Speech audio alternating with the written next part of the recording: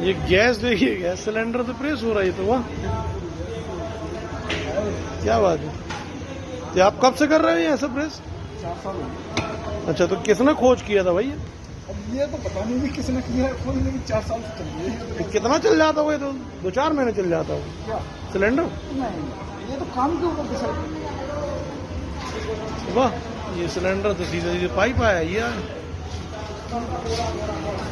काम के ऊपर डिसाइड। गजब यार।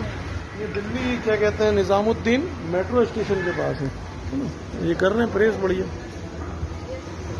ना कोई इलेक्ट्रिक बिल, ना कोयले वोले का लफड़ा, कुछ नहीं। ना तो बिजली की जरूरत है ना कोयले की। हाँ वही ना हाथ काले तो। ये प्रेस कितने का मिलता है ये प्रेस मिलता है जी 3700 रुपये। अच्छा 3700। कहाँ मिलता है ये? सदर बाजार। सदर बाजार में। वाह, इसके अंदर 3 क्वालिटी है। अच्छा।